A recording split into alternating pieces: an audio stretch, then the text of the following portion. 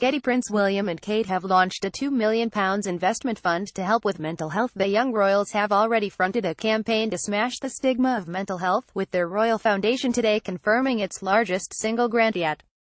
The money will establish a startup for digital mental health innovation, intended to give members of the public the tools to find help and information when they most need it.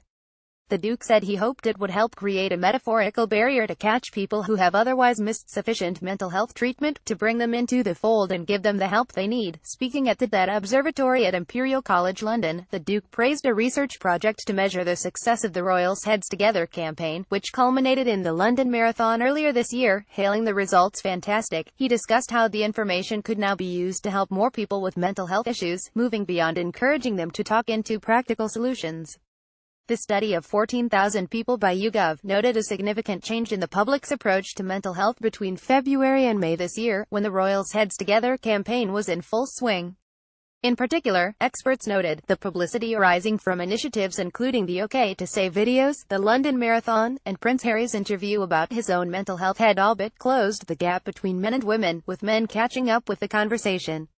In February, 45% of men and 52% of women said they talked about their own mental health.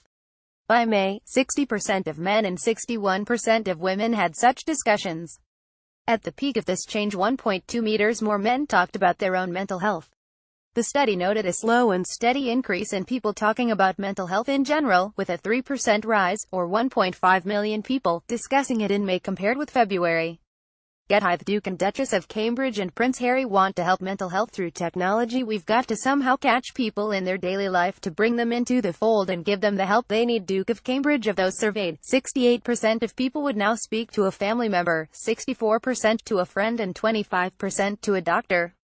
Just 2% would choose to speak to their HR department, 7% to a work supervisor, and 24% to a colleague. Just over half, 51% of those asked, said it was now easy to speak about mental health. Heads Together has now singled out several areas for particular attention in the coming months: men, the workplace, and the military.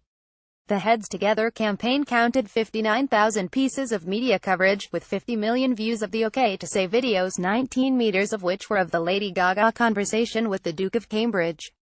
Each of its charity partners reported a significant rise in people contacting them following the launch of the Heads Together Marathon, the Prince Harry interview, and the actual marathon.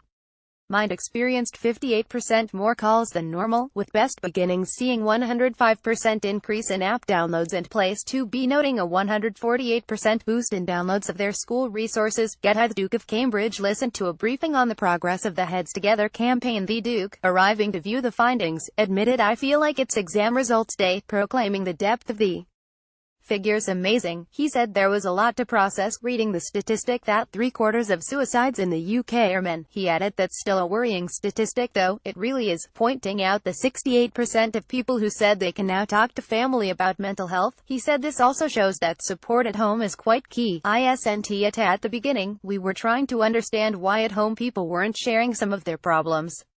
If we've at least made a big impression there, we can work on the wider societal aspects, but I think it all has to start at home.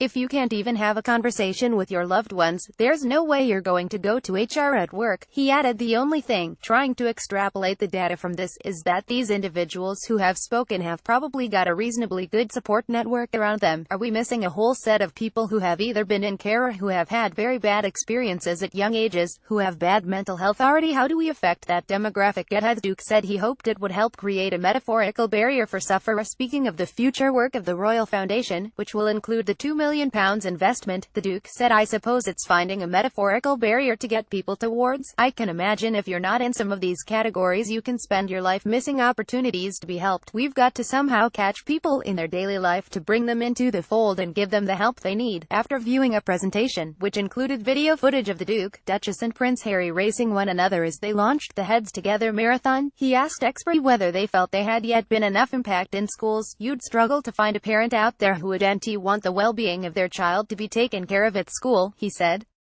GETTYPrince William, Kate and Harry fronted their Heads Together campaign to help mental health. Lorraine Heggessy, CEO of the Royal Foundation, said, "We wanted to change the conversation on mental health and to push further with an optimistic and inclusive campaign. We're so proud of what's been achieved through the work of charities, Heads Together supporters and runners, and those who felt able to open up and tell their stories. People have told us that this was so important to them, and we believe the national conversation is changing.